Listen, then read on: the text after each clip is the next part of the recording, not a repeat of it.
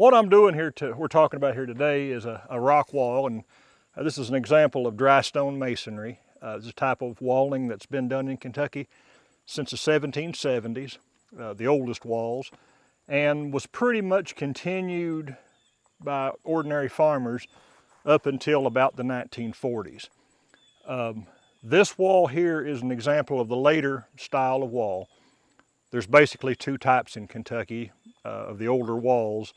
There's what's called a plantation style, and it follows some of the better building patterns that were used in Scotland and other places that were traditions that were of walling that were brought over.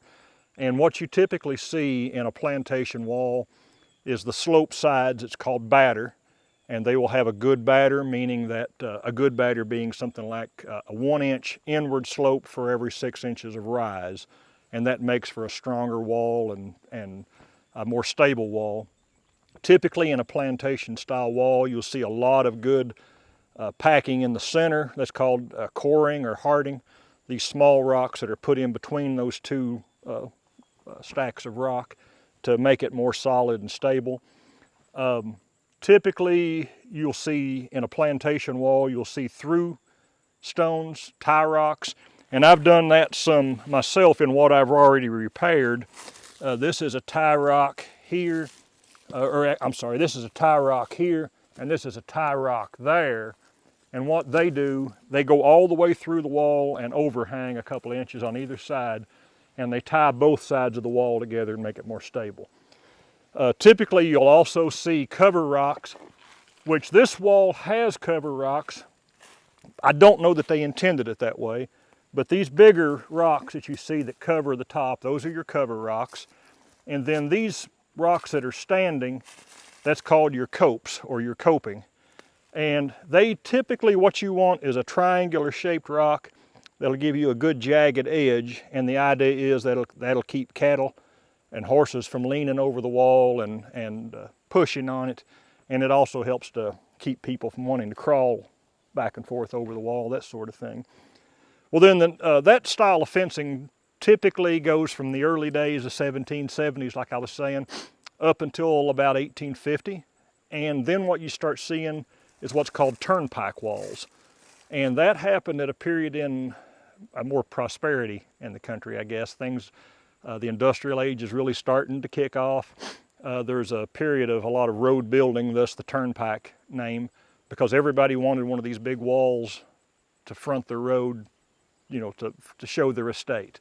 And another thing was going on was these wealthy farmers, primarily in the bluegrass area of Kentucky, and we're in the outer bluegrass here, but in the central bluegrass region, a lot of these prosperous planters were sending their sons on European tours, and they were coming back and wanting to make over that part of Kentucky into the England that they had seen. And so you see that tradition carrying over. Well, another thing that was happening at this time, we had the potato famine going on in Ireland. So all this, the Irish diaspora, they were leaving Ireland and going wherever they could. And one of the things that they did here was they took on jobs as gangs of masons, dry stone wallers, and they were building these turnpike walls. And they'd usually be a foreman, an overseer, and then all these immigrants that were working under him, and they were paid by the yard. So their incentive was to build fast and move on with the mindset they're probably never going to come through this area again, and the next gang of wallers will come through and take over. And they're not as good a quality wall typically. What you see is the batter goes from 1 in 6 to a 1 in 8. So you've got steeper sides, and that makes for a less stable wall. You'll see a lot less the coring, harding, packing, and that makes them a little less stable. And one of the things we're seeing here is these big rocks that are put on the top. They're put there, in this case, for weight. And they've done their purpose. I mean, it's hard for me to stand here and say that this is a poor wall when chances are it's stood here since the 1860s. So we're looking at a wall that's over 150, 60 years old. But I'm rebuilding this area because this whole valley right here had about 12 foot of water under it a couple of years ago. We had 200-year floods within a 3-week period. And this whole section of wall right here it had been repaired and not done exactly right, and it washed out. So I've already started here building a wall head, which that's the end of the wall that goes against the gate post, and I'm working on putting a wall back in. Now the part that I'm putting in, I'm using what would be traditional plantation walling methods, and I've tied in to this wall here. And even though this is less than ideal, it's still standing, and I'm not going to do anything to this wall unless I just have to in my lifetime. But we're going to be repairing a piece of wall down here that it's what I say is a turnpike style wall. And I'm going to put it back matching the batter fairly closely to what's there, just because I'm tying in on both ends. I may make a few changes. I'll probably put some tie rocks in. I'll put good covers. And another thing that I would do, and is considered a better way of building, is the heavier rocks really need to be in the lower sections of the walls, and you can get smaller as you go up. Where you see these smaller, thinner rocks here, those would typically break under the weight of these bigger rocks above. So you want your bigger rocks in the bottom. One of the things that really hurt these walls in our area in the 1930s and 40s, there was people came around with rock crushers, and they bought these walls so much a rod, and they crushed them for lime, and then the farmer would get them spread back on the farm. I think, the flood took a lot of the coping off of this, but also I think down through here, a lot of the coping and the top stones probably went in to fill this road. So a lot of this, because it was already built alongside those old turnpikes, and this road here goes back to the 1700s. At one time they actually used to have to drive up the creek bed, but when they built the roads up, they used them old walls and threw them in to fill in and raise the road bed up. But we're going to take this apart, and there's a method to taking down a wall, and it'll help you with putting it back up. Now, when I started to take this wall down, and I have started on some of it, there was no coping. There was some coping here, but it wasn't on top of the wall, obviously. It had all fallen out. And because that's the last thing I want to put up, and it takes a certain kind of rock, I've gathered up rocks that'll make good coping, and I've lined them up back here. So once that goes back up, I'll put these copes along the top. Now this is a rock that I think was part of the original coping. And I say that because we got the triangular shape we want, but what we also see is this discoloration, this green and the mold and moss that was growing on it. That typically would tell you that was an exposed rock, and this part here was probably stood up against the other copestones. Yeah. And that's what you'll look for when you take a piece of wall like this down. All of this green, moldy, lichen-covered stone, it's all the exposed exterior stone, and that'll give you some kind of hint of how it's going to go back in. Now, this is just a jumble the way this fell out. Ideally, and I've sorted out some of the bigger rocks over here. I've got one there and here. Like I was saying earlier, all those bigger rocks really should go in the bottom of the wall. You want those on the lower levels.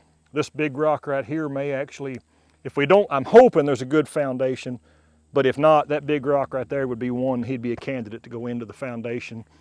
When I built that wall head down there, I brought up some 8-inch thick stone to put in for the foundation. And you brought up from elsewhere? Yeah, out of the creek over here. Right, okay. But now when you put a foundation in these walls, it's not like pouring a footer or anything for a house. You want to go down to about, when you hit the subsoil, in this case around here, 4 to 6 inches, will just about do it. A traditional plantation style wall should be about 26 inches at the base, and your foundation would be about 32 inches, something like that. And I don't know what we're going to find here once we tie into this wall. Like I said, this is a Turnpike era wall, and from what I've seen, I haven't seen a rock in this wall yet that was ever touched by a hammer. So that tells me they just laid them up quick. They didn't shape anything to fit. We'll get into this wall then and see what we've got. And like I said, as I sort through this, I'm going to try, I really want to try to keep the stones as close to the wall as I can, because it'll make it easier for going back in. And I will, like these rocks on this side, I'll want to step over there and make a stack on that side too, because I'll have a helper when we go back to laying this up, and we'll be working across from each other trying to work together and build this wall back up. So I'm going to kind of, as I see things, I'll point them out here, and we'll see what we've got. See, like a piece like that right there, they've probably used that as a shim, and you really do not want to shim from the outside. You always want to pack from the inside out, because these pieces, they're just going to roll off the wall like that. So we'll see what we get into here. Yeah, see that wall right there, and I don't think that has moved this much really, what we're looking at from when it was set. You're looking at 24, 25 inches on the top of this wall. And that gets back to, if you look down the sides, there's no slope right here. They just stacked up and then put those big heavy rocks on there to hold it in place. So there's no batter. And I'm not saying that had there been, it would have still been able to survive these trees, but it would have stood a better chance. It would have been a lot more stable, which in this case, we see the roots have pushed under and heaved it out. But you get in, a lot of these small trees, the wind gets to whipping them, and they'll hammer that wall and knock it over. But with that wall being that wide, it's going to have probably more rock in it than what it really needed, and the rocks weren't laid properly to get the best effect for what they had. So, I said I would put this back the way it was, and I may not exactly do that, but I would definitely want to put some batter into this wall, and I will use lines. I'll use a mason's line to lay it out here, and like I said, we're going to put a little bit of a curve in here around this tree, and I may have to bridge some of those roots in here too. We'll just have to see what we get into when we get down there. And right here, this is a good place to look. Look right back in there, and you see how hollow that wall is. Yeah. That should all be packed. Yeah. And there's a temptation, when you pack a wall, there's a temptation to want to pour gravel in. And some of these turnpike wallers did that. Okay. But what happens when you dump a bucket of gravel in there, it's just like you dumped in a bucket of ball bearings. And over time, it'll find a way down. It'll find a way down, but if it gets under these rocks, this wall's always moving. Yeah, yeah. And that rock will eventually roll around in that gravel and it'll roll out. Right. You want to use flat rocks like these, and you want to place those in there, and as you place them, and pack it tight as you go up. It always shifting. Yeah, just lets it shift. Right. And it'll always take a lot more packing than what you think it would take. And here again, we've got that trace walling that should have been turned into the wall. Yeah. But we're getting close to finding out what kind of foundation this old wall had. And I may have to go get my digging bar to bring up some of these rocks.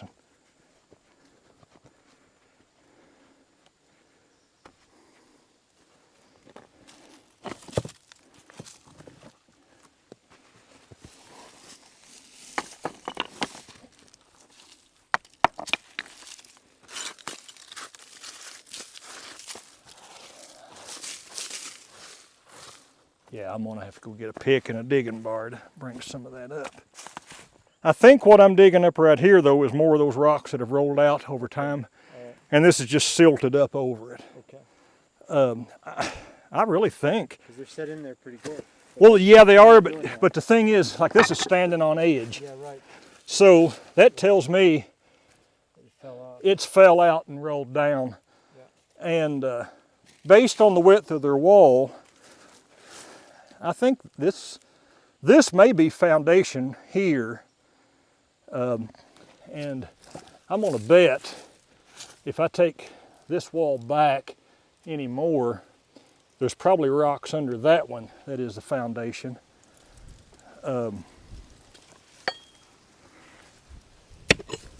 Yeah, see there's rocks right there. That's a foundation rock under this one. I think that one right there has rolled out.